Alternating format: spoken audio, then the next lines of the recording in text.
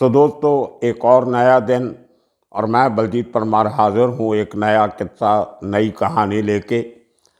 एक आज का किस्सा जो है ये बहुत अजीबोगरीब किस्सा है। इसमें मैं उस शख्स के बारे में बात करूँगा जो आजकल बहुत चर्चा में है। और उस शख्स का नाम कुछ और नहीं, छोटा राजन की कहानी आपको मैं सुनाऊंगा कि दुबई से 1993 में दाऊद से अलग होने के बाद छोटा राजन दुबई छोड़ के बाहर कैसे निकला। ये अपने आप में बहुत बड़ी एक जासूसी किस्म की कहानी है जो कई सालों से मैं नहीं बात करना चाहता था कि कुछ बहुत सी बातें ऐसी होती हैं जो पब्लिक डोमेन में नहीं जानी चाहिए, लेकिन जब पब्लिक डोमेन में आ ही जाए तो मेरा ख्याल है उनको नशर करने में कोई बुरी बात भी नहीं है। 2-3 दिन पहले मैं जब छोटा राजन का कुछ केसेस के बारे में पढ़ रहा था, क्योंकि मेरा केस था जो सीबीआई ने टेक ओवर किया था जब मेरे ऊपर छोटा राजन ने अटैक करवाया, तो वो केस सीबीआई ने उसको क्लोज कर दिया। कोर्ट को, स्पेशल कोर्ट को ये कह के कि बलजीत परमार अनअवेलेबल है और बाकी के जो गवाह थे कुछ मर गए, कुछ मिल नहीं रहे हैं, इसलिए वो केस जो है बंद कर देना चाहिए। और वो केस कोर्ट ने बंद कर दिया। तो मैं स्टडी कर रहा था कि सीबीआई छोटा राजन के देश में वापस आने के बाद जो 62-63 केस सीबीआई ने टेक ओवर किए थे उनके ऊपर सीबीआई क्या कर रही है। तो उसमें एक वो केस मेरे सामने आया जिसमें छोटा राजन का जो मोहन कुमार के नाम पे पासपोर्ट बना था, उस पासपोर्ट केस में जो वीडियो कॉन्फ्रेंसिंग के थ्रू छोटा राजन की पेशी होती है जज के सामने, तो छोटा राजन बोलता है कि मेरा ये पासपोर्ट बनाने का मतलब ही नहीं उठता, क्योंकि जब जो मेरे ऊपर एलिगेशन है कि मैंने फलां पासपोर्ट ऑफिस में जाके फॉर्म साइन किया था मोहन कुमार बन के, वो मैं कर नहीं सकता था क्योंकि मैं हिंदुस्तान में था ही नहीं। तो मैं वो फॉर्म कैसे साइन कर सकता हूँ, पासपोर्ट का एप्लीकेशन फॉर्म। तो इस किस्म का उसने प्ली लिया है कि मेरे खिलाफ ये गलत मुकदमा सीबीआई चला रही है और ये केस खत्म होना चाहिए। ये बहुत बड़ी बात है। छोटा राजन खुद इस बात का खुलासा करता है कि उसके पास मोहन कुमार के नाम का हिंदुस्तानी पासपोर्ट था, लेकिन वो उसने हिंदुस्तान में नहीं बनवाया क्योंकि वो हिंदुस्तान में था ही नहीं, वो हिंदुस्तान के बाहर था। तो एक मैं बातें चली कि अगर उसको वो पासपोर्ट मिला तो कहाँ से मिला, तो जाहिरी बात है वो किसी ने दिया होगा। अगर बाहर से लिया तो इंडियन एम्बेसी ने दिया होगा बाहर कहीं। तो खैर वो अपने आप में किस्सा है, एक हाई कोर्ट में केस चल रहा है। लेकिन इस बात से मुझे थोड़ा पीछे जाना पड़ा कि छोटा राजन को दुबई से 93 के ब्लास्ट के बाद जब वो दाऊद से अलग होता है तो दुबई से बाहर कैसे निकला, ये एक बहुत बड़ी एक कहानी थी। तो बहुत सी अटकलें लगाई जा रही थी कि वो भाग के कैसे गया, कहाँ गया। तो मुझे याद आया कि 2000 में जब छोटा राजन पे बैंकॉक में अटैक होता है तो मैं 3-4 दिन के बाद वहाँ पे गया था, पूरा एक स्टोरी किया था लंबा चौड़ा। उसके बाद इंडिया वापस आके मुझे किसी काम से इंग्लैंड जाना पड़ा। तो इंग्लैंड में मैं कोई 1.5-2 महीने था, वहाँ पे कुछ काम थे। तो इंग्लैंड में मुझे हमारी बरादरी के, जो हमारी सिख राजपूत बरादरी है, उसके एक हमारे दूर से कोई रिश्तेदार भी हैं, वो स्कॉटलैंड यार्ड में काम किया करते थे और एक बहुत सीनियर पोजीशन पे थे। उनका डायरेक्ट टच था जो वो स्कॉटलैंड यार्ड के सीनियर ऑफिसर्स के साथ डे टू डे बेसिस पे उनका राब्ता होता था।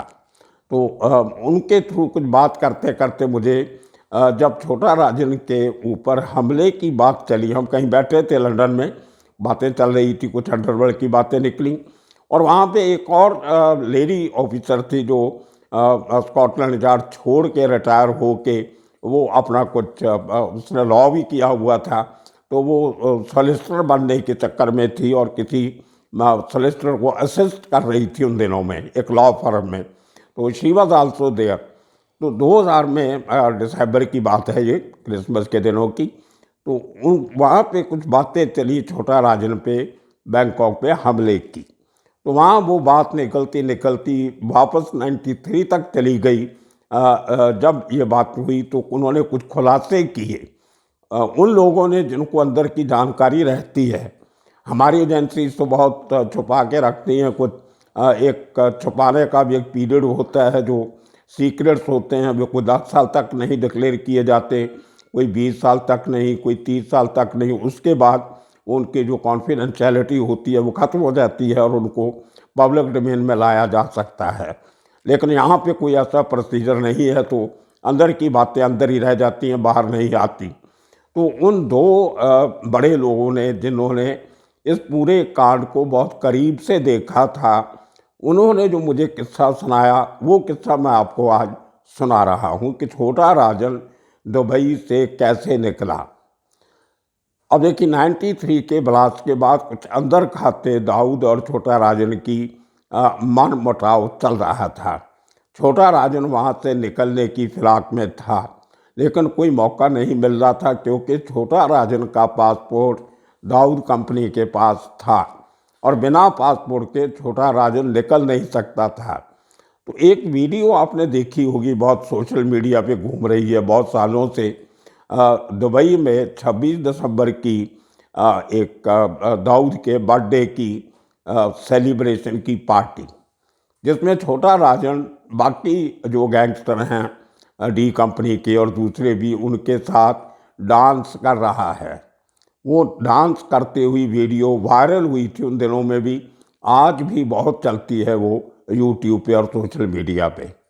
तो 26 तारीख को वो डांस किया जाता है, सेलिब्रेशन होती है, जिसको देख के बिल्कुल नहीं लगता कि छोटा राजन कोई घबराया हुआ है या उसकी डी कंपनी के साथ कोई डिफरेंसेस हैं और वो दुबई छोड़ के भागने वाला है। लेकिन उसके अगले दिन का किस्सा जो है वो बहुत इम्पॉर्टेंट है। 27 तारीख को, 26 तारीख की पार्टी के बाद दुबई में एक जगह पे 4-5 लोग बैठे अपना बैठ के कोई पार्टी छोटी सी और अपनी कर रहे हैं। उस पार्टी में सुनील सावंत, गुरु साटम, अनिल परब और एक और आदमी कोई था। ये 4-5 लोग उस पार्टी में थे, जिनमें मेन थे गुरु साटम, सुनील सावंत, अनिल परब और 2 आदमी और। तो उस पार्टी में कुछ उनकी आपस में बातचीत चलती है।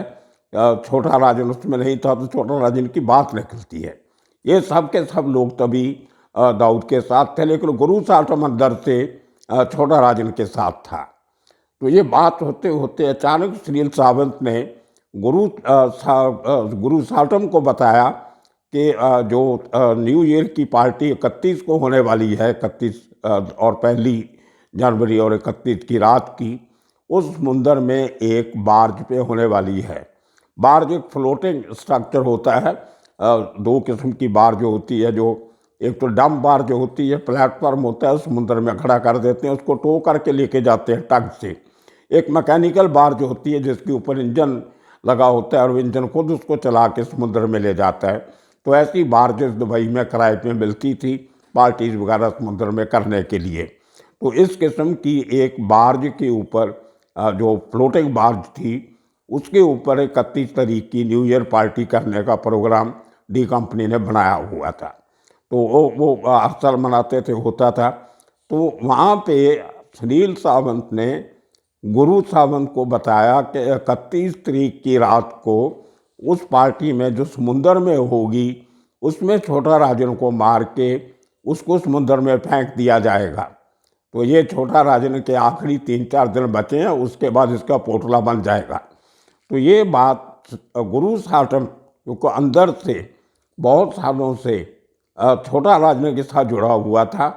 उसने ये शो नहीं किया कि ऐसा कैसे हो सकता है, जब कुछ उत्सुकता नहीं दिखाई, उसने ज़्यादा कोई इंटरेस्ट वगैरह नहीं दिखाया ताकि दूसरे लोगों को शक नहीं हो।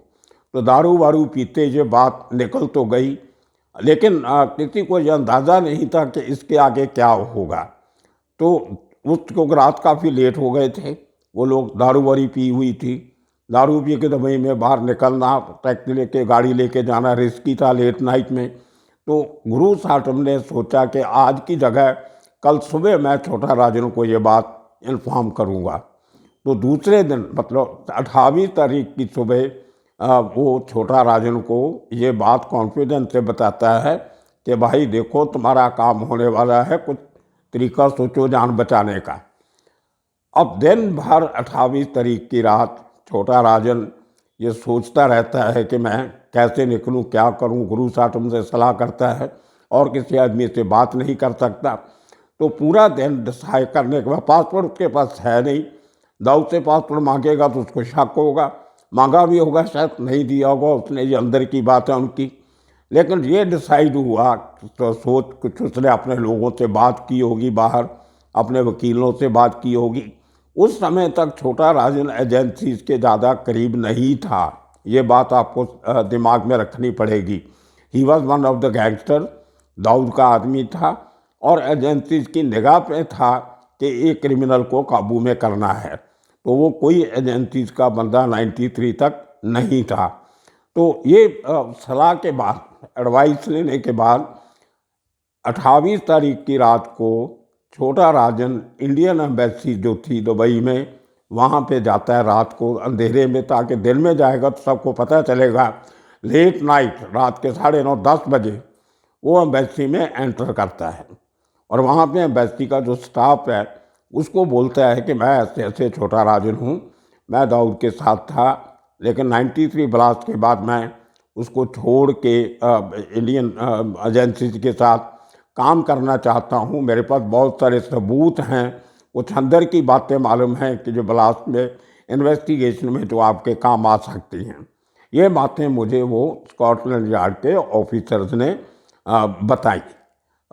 डिस्कशन में मैंने कोई सवाल जवाब नहीं कर रहा था उनसे, मैं तो खाली बड़े तरीके से उसकी बातें सुन रहा था। जो बाद में आके मैंने इंडियन एजेंसी में जो सोर्सेज थे उनके साथ मैंने ये शेयर भी किया और उनके व्यूज़ भी लिए, और कहीं ना कहीं ये कहानी मेरे सोर्स जो हिंदुस्तान में थे उनके वर्शन के साथ भी मिलती थी।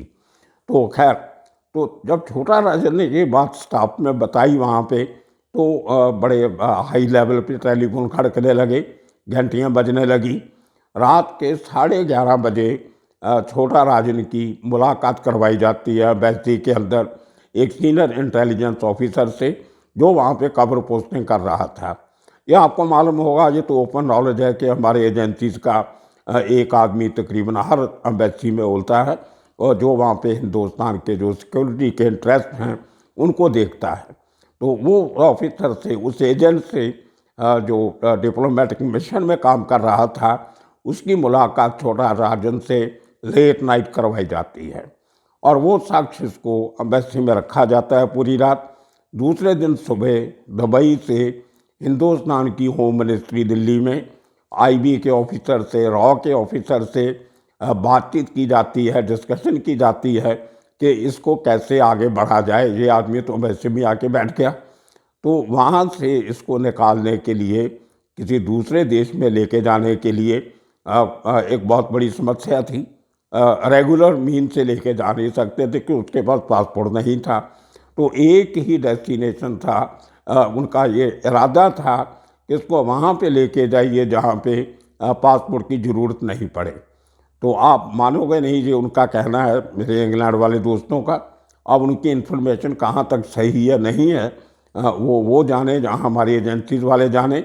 मैं तो वो बात बता रहा हूँ जो मैंने उनसे बड़े कॉन्फिडेंस से सुनी और उसको करबोरेट किया काफ़ी लोगों से हिंदुस्तान में। तो उस रात को दिल्ली में फ़ोन बजने से ये फैसला किया गया कि एक चार्टर प्लेन किया जाए जिसमें हमारे इंडियन एजेंट्स के साथ छोटा राजन को दुबई से निकाल के काठमांडू लाया जाए, जहाँ पे पासपोर्ट की ज़रूरत नहीं होती। तो हमारे एजेंट्स के साथ एक चार्टर्ड प्लेन में छोटा राजन को इंडियन एम्बेसी की गाड़ी में बैठा के एयरपोर्ट तक लेके जाया गया। तो डिप्लोमेट्स की गाड़ियाँ चेक नहीं होती हैं, उसमें से इसको उस जहाज़ में काठमांडू लाया गया। काठमांडू हमारी एजेंसी के सीनियर ऑफिसर्स ने कोई 1.5 महीने तक छोटा राजन के साथ, जिसको ब्रीफिंग डीब्रीफिंग कहते हैं, वो सेशन लगाया। पूरी अंदर की बातें पूछी गई, लेकिन छोटा राजन अभी सियाना आदमी है, उसको मालूम था कि अगर मैंने पूरी बात इनको आज बता दी तो शायद उसके बाद मेरा कोई काम एजेंसीज वाले भी कर सकते हैं कि इस आदमी का भी कोई मकसद नहीं है, कोई मतलब नहीं है, इसको भी ठिकाने लगा दिया जाए, कहीं जाए इसको इग्नोर कर दिया जाए तो वो उसकी ज़िंदगी रिस्क में पड़ सकती है। तो उसने आधी कहानी सुना के, आधी कहानी इसलिए रख ली कि ये अंदर की बातें ये थी, और इसके अलावा जो दाऊद का जो एरिया ऑफ ऑपरेशंस है यूरोप में, ईस्टर्न यूरोप में, वेस्टर्न यूरोप में, या मिडल ईस्ट कंट्रीज़ में, या साउथ एशियन कंट्रीज़ में, वो सब की जानकारी मैं आपको बाद में अपने लोगों से बातचीत करके और कंफर्म करके दूंगा। तो वो 1.5 महीने के बाद वहाँ से इंडियन एम्बेसी के थ्रू जो छोटा राजन को पासपोर्ट दिया गया वो मोहन कुमार के नाम का दिया गया। अब छोटा राजन अपनी स्टेटमेंट में, बयान में सही बोल रहा है कि उसने हिंदुस्तान से वो पासपोर्ट नहीं बनवाया था, उसको वो पासपोर्ट एजेंसीज ने दिया, मुहैया करवाया, और पासपोर्ट दे के उसको, क्योंकि बैंकॉक उसके रहने के लिए सेफ नहीं था। बैंकॉक डी कंपनी का बहुत बड़ा नेपाल डी कंपनी का बहुत बड़ा अड्डा था, बहुत सारे उनके एजेंट वहाँ काम करते थे।